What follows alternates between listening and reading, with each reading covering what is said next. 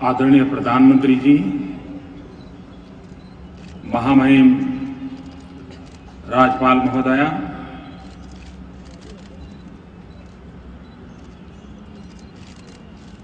शिक्षा प्रेमी सभी महानुभाव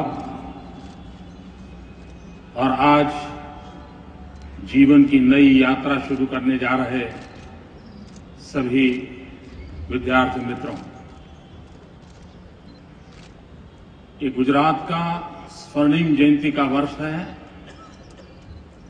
और साथ साथ IIM का भी स्वर्णिम जयंती का अवसर है।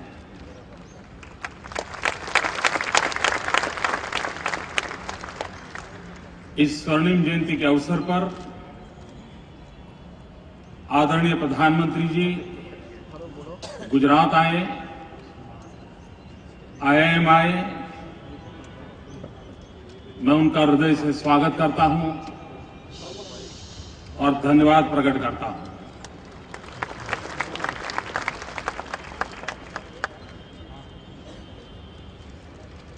कॉन्वोकेशन की ये परंपरा भारत की सांस्कृतिक विरासत में अगर देखें तो पहली बार तैत्तिरीय उपनिषद में इस प्रकार के कॉन्वोकेशन का उल्लेख आता है। हजारों वर्ष से गुरु शिष्य परंपरा और जीवन की यात्रा का प्रारंभ करते समय आशीर्वाद और शुभकामनाएं देने की ऋषि परंपरा हमारे देश की एक विशिष्ट विरासत रही है। मित्रों, हम सब भाग्यवान हैं कि हम भारत भूमि के संतान हैं, इस महान सांस्कृतिक विरासत के धनी हैं, लेकिन इससे भी ज्यादा हम अधिक भाग्यवान इसलिए हैं कि वर्तमान में हम आज उस देश के संतान हैं जो विश्व का सबसे युवा देश है। विश्व के सबसे ज्यादा युवा जनसंपदा के हम धनी हैं। एक तरफ विश्व के सामर्थ्यवान देश अधिक वृद्ध जनसंख्या को लेकर के आगे बढ़ रहे हैं। हमें अवसर मिला है ये सर्वाधिक युवा शक्ति को लेकर के विश्व मंच पर छा जाने का।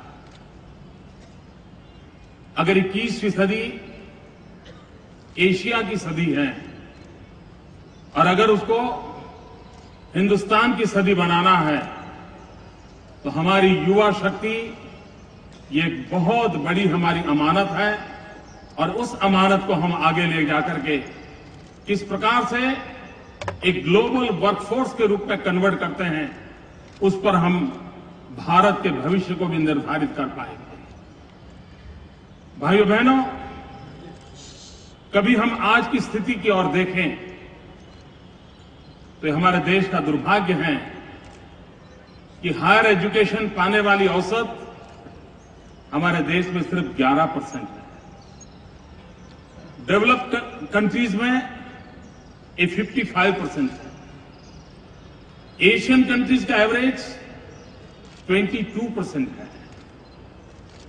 मतलब यह हुआ कि हमारे 18 to 23 की एज ग्रुप के 89% यूथ ऐसा है कि जिसको हायर एजुकेशन का सौभाग्य नहीं मिलता है। अगर हम 21वीं सदी में विश्व के मानचित्र पर अपनी जगह बनाना चाहते हैं तो हमारी एक प्राइम रिस्पॉन्सिबिलिटी बनेगी कि 18 to 23 एज ग्रुप के इतने बड़े युवा समूह को हम ज्ञान के अधिष्ठान पर विकास की कई नई दिशाओं में ले जाएं। हमारी शिक्षा को नया मोड़ कैसे दें और इन आवश्यकताओं की पूर्ति कैसे करें। भारत को अपनी भावी शिक्षा की नीतियों में सिर्फ स्किल डेवलपमेंट के आधार पर योजना करने से लाभ होने वाला नहीं है। हम ज्ञान आधारित समाज, नॉलेज बेस्ड सोसाइटी, उस पर जितना बल देंगे उतना ही हम दुनिया की आवश्यकताओं की पूर्ति के लिए ह्यूमन रिसोर्स डेवलपमेंट में कुछ न कुछ कंट्रीब्यूट कर पाएंगे। गुजरात ने कुछ कदम उठाए हैं। सेंटर फॉर एक्सीलेंसी की दिशा में हम आगे बढ़ रहे हैं। हम पुरानी व्यवस्थाओं से बाहर निकल करके एक ग्लोबल एजुकेशन सिनेरियो के साथ अपने आप को कोप अप करने का प्रयास कर रहे हैं। पिछले दिनों हमारा जो vibrant Gujarat global investor summit हुआ, इन्वेस्टमेंट एक पहलू था, लेकिन उसकी प्रमुख हमारा बल जो था वो नॉलेज बेस्ड सोसाइटी के क्रिएशन के लिए हम किस प्रकार से कदम उठाएं। दुनिया की लीडिंग 33 यूनिवर्सिटीज हमारे यहां आई। गुजरात की यूनिवर्सिटीज, गुजरात के फ्यूचर डेवलपमेंट करने वाले इंडस्ट्रियल हाउसेज, एक राउंड टेबल कॉन्फ्रेंस किया और हमने कुछ योजनाएं बनाने की दिशा में हम आगे बढ़ रहे हैं। और उस योजनाओं के माध्यम से हम पूरे विश्व की आवश्यकताओं की पूर्ति को कैसे हमारी युवा शक्ति के माध्यम से फुलफिल करें, उस दिशा में कदम उठाने का प्रयास कर रहे हैं। नौजवान मित्रों, कभी कभी ये विचार आता है कि आईआईएम जैसे इंस्टीट्यूशंस, आईआईटी जैसे इंस्टीट्यूशंस जिस प्रकार से एक सामर्थ्यवान युवा संपदा तैयार करते हैं, उनका नीति निर्धारण में कितना योगदान होता है।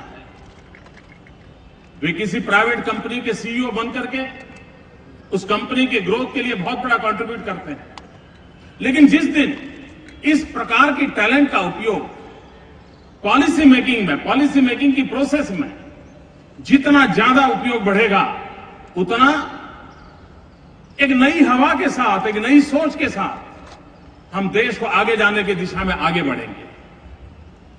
और आज मैं आईआईएम के मित्रों से भी प्रार्थना करूंगा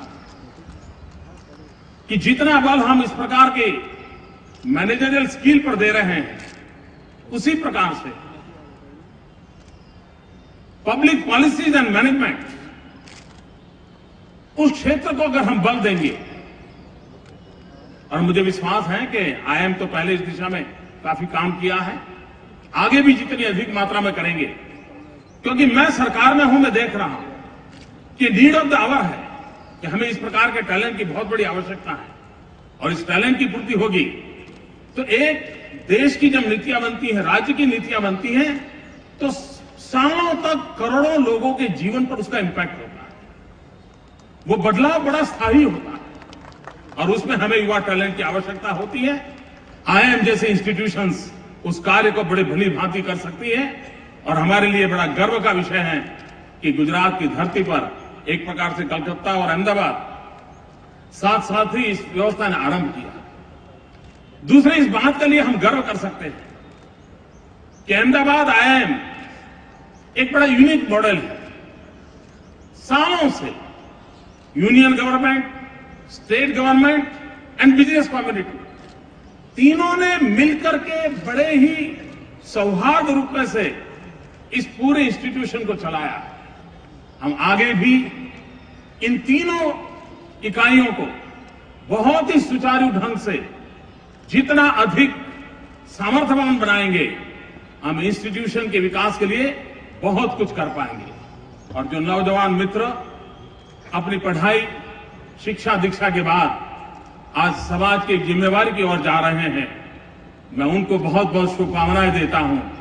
और एक तैत्रेयी उपनिषद का ही एक वाक्य है और उसी का उल्लेख करते हुए मैं अपनी बात को समाप्त करूंगा। तैत्रेयी उपनिषद का एक ही संदेश रहा था कि सहनाव यशः, टीचर्स एंड स्टूडेंट सबको सिद्धि मिले, सबको प्रसिद्धि मिले। टीचर और स्टूडेंट सबको धन भी मिले और धन्यवाद भी मिले। स्टूडेंट एंड टीचर्स वो अपने जीवन की हर इच्छाओं को परिपूर्ण करने के लिए, कामयाब होने के लिए, जीवन को कुछ देने के लिए शक्ति संपन्न बने, इसी शुभकामनाओं के साथ बहुत बहुत धन्यवाद।